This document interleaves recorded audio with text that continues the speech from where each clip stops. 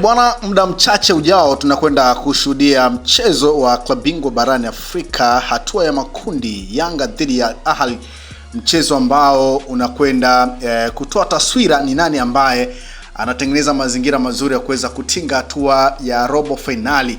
Bwana, tunafahamu kwamba timu zote zina pointi 4 kwa maana ya kushinda mchezo mmoja na kutoa sare mchezo mmoja, lakini Yanga akizidiwa kwa magoli ya kufungwa na kufunga. Kwa hiyo tunakwenda kushuhudia mchezo mwingine mkali, Yanga dhidi ya Al Ahly, mchezo ambao tunakwenda kuona ni nani ambaye pengine huenda akawa wa kwanza kuweza kukata tiketi ya kutinga hatua ya robo finali ya klabu bingwa barani Afrika. Sasa tunakwenda kutabiri kikosi kwa upande wa klabu ya Yanga. Pengine kocha Pedro Gonçalves anaweza akaingia na kikosi kipi kwenye mchezo huo ambao unakwenda kupigwa masaa machache yajayo. Sasa kwa upande wa klabu ya Yanga huenda kusio kuna mabadiliko makubwa sana kutokana na aina ya wachezaji ambao Yanga kwa sasa wako nao, lakini pia kutokana na usajili ambao wameufanya kwenye dirisha dogo la usajili. Golini atakaa Djigui Diarra, moja kati ya nyota ambaye ameendelea kuonyesha ubora wake hususan kwenye michezo ya AFCON. Lakini nambari 2 Mohamed Hussein Shabalala anakwenda kucheza mchezo huu kama kocha Pedro Gonçalves ataona yuko fiti. Lakini nambari 3 ni Patrick Israel Mwenda, nambari 4 ni Baka, nambari 5 ni Dickson Job, nambari 6 ni Mohamed Damaro, ingizo jipya kwenye dirisha dogo la usajili, na nambari 7 anakwenda kucheza Pacome Zouzoua. Nambari 8 huenda akaonekana Duke Abuya, lakini pia nambari 9 ni Prince Mpumelelo Dube, nambari 10 Maxim pia Nzengeli, na 11 ni Alan Okello, ingizo jipya ndani ya klabu ya Yanga kwenye dirisha hili dogo la usajili. Huo ni utabiri wa kikosi cha Yanga kuelekea kwenye mchezo huo, na wewe pia unao nafasi ya kuweza kutabiri kikosi chako kwa upande wa klabu ya Yanga, kwamba unafikiri pengine Pedro Gonçalves ataingia na aina gani ya nyota, na nyota gani ambao wewe mwenyewe kama shabiki mpenda soka unatoa asilimia kubwa ya kikosi chako kwamba huenda kikaanza dhidi ya Al Ahly. Kwangu mimi hapa nimesema golini atakuwepo Djigui Diarra, nambari 2 Mohamed Hussein Shabalala, nambari 3 Patrick Israel Mwenda, 4 Baka, 5 Dickson Job, nambari 6 Mohamed Damaro, nambari 7 Pacome Zouzoua, 8 Duke Abuya, 9 Prince Dube, 10 Maxim pia Nzengeli, lakini 11 Alan Okello. Kwa nini pengine Maxim pia Nzengeli anaweza kaanza kama nambari 10? Ni kutokana pia na maingizo mapya ambayo Yanga wameyafanya kwenye dirisha dogo la usajili. Tunaona kwamba Maxim pia Nzengeli anaweza akacheza kama nambari 10 kwa maana ya kucheza nyuma ya mshambuliaji, lakini wakati huo pia ana uwezo wa kucheza pembeni, akatokea kama mshambuliaji wa pembeni. Kwa hiyo wanaweza kuwa wanabadilishana Pacome Zouzoua.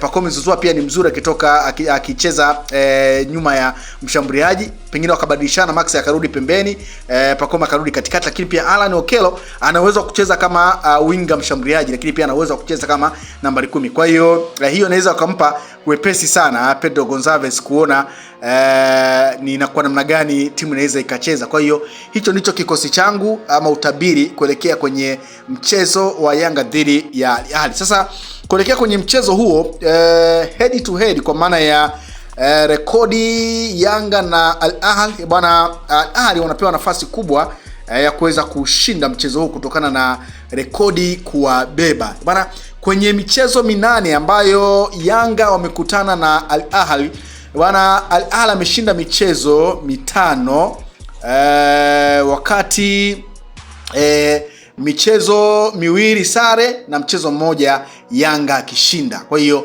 unaweza kuona ni kwa namna gani bado Al Ahly anapewa nafasi kubwa ya kuweza kushinda mchezo huo kutokana na head to head dhidi ya klabu ya Yanga, namna ambavyo imeendelea kumbeba. Lakini Yanga Afrika wakiwa ugenini kwenye mechi 6 za mwisho kwa upande wa kombe la klabu bingwa barani Afrika ama kwenye michuano ya kimataifa, bwana, Yanga kwenye michezo 6, Yanga wameshinda michezo 2, wametoa sare michezo 2 na wamepoteza michezo 2. Si haba, ni moja kati ya takwimu ambayo Yanga pia inawabeba.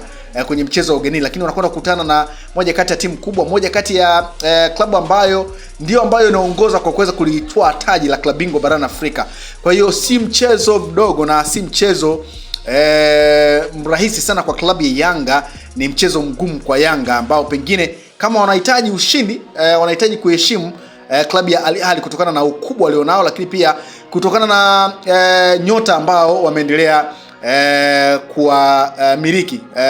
Hussein El Shahat, moja kati ya nyota ambaye amefanya makubwa sana ndani ya klabu hiyo, lakini El Shanai, golikipa mkongwe kabisa, nambari 1 kwenye timu ya taifa ya Misri, moja kati ya nyota ambaye pia ameendelea kufanya vizuri akiwa na klabu ya Al Ahly. Lakini pia tumeona wamefanya maingizo mapya kwenye dirisha dogo la usajili. Marwan Athman na yeye pia ni moja kati ya nyota ambao wamesajiliwa na klabu ya Al Ahly, lakini pia tumeona wamechukua beki kutoka ndani ya klabu ya Raja Casablanca kuja kuziba nafasi ya Ali Malum. Kwa hiyo unaweza kuona ni kwa namna gani ambavyo Al Ahly pia licha ya kuwa na wachezaji wenye ubora mkubwa, lakini bado wameendelea kuongeza baadhi ya nyota ambao wanaamini watawasaidia na kuendelea kuwa tishio barani Afrika. Kwa hiyo ni moja kati ya mchezo ambao unakwenda kuwa mgumu kwa pande zote mbili, lakini pia unakwenda kuwa mgumu kwa sababu ya mahitaji ya pointi kwa kila upande. Yanga wanahitaji pointi 3 ili kujiweka vizuri kwenye kundi ili waweze kuongoza, lakini pia Al Ahly pia wanahitaji pointi 3 ili kuweza kuongoza kundi hilo ambalo mpaka sasa unaona kila timu ina nafasi ya kuweza kutinga hatua ya robo finali. Ukitazama kundi namna ambavyo limekaa, kama Yanga atapoteza alafu pengine FAR Rabat anakuja kushinda, basi Yanga watashuka. Kwa hiyo unaweza kuona ni kwa namna gani ambavyo kundi ni gumu na Yanga wanahitaji ushindi ama Al Ahly wanahitaji ushindi ili kujiweka kwenye nafasi nzuri. Kuangalia msimamo, Al Ahly wana pointi 4 wakiwa wamecheza michezo miwili, lakini wana magoli 3 ya kufunga. Yanga nafasi ya pili, wamecheza michezo miwili, pointi 4, lakini wana 1 plus kwa maana ya faida ya goli 1 kwenye michezo ambayo wamecheza. Lakini nambari 3 kwa maana nafasi ya 3 bwana FAR Rabat amecheza michezo miwili na alama 1, lakini JS Kabylie kutoka Algeria wao wako nafasi ya 4, wamecheza michezo miwili wana alama 1. Kwa hiyo kama Yanga pengine anapoteza dhidi ya Al Ahly alafu FAR Rabat anakuja kushinda dhidi ya JS Kabylie, manake Yanga anaweza akashuka pia kutokana na ule uwiano wa magoli ya kufungwa na kufunga. Lakini pia kama JS Kabylie ataweza kushinda mchezo dhidi ya FAR Rabat, manake naye pia atasogea mbele. Kwa hiyo ni moja kati ya kundi ambalo kila mmoja ana nafasi ya kuweza kutinga hatua ya robo finali. Ni kundi B ambalo ukilitazama bado kundi ni bichi.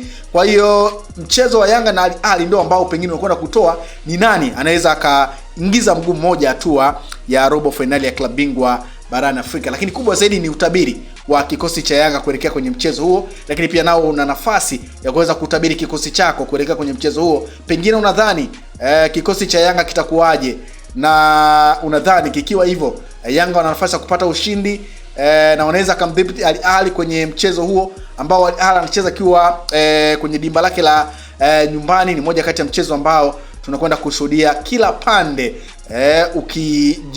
ukicheza kwa tahadhari kwa sababu ya kulinda point walizonazo, lakini pia kulinda nafasi kwenye kundi B ambalo linaonekana kila mmoja ana nafasi ya kuweza kutinga. Usisahau kusubscribe, like na kubonyeza alama ya kengele. Asante.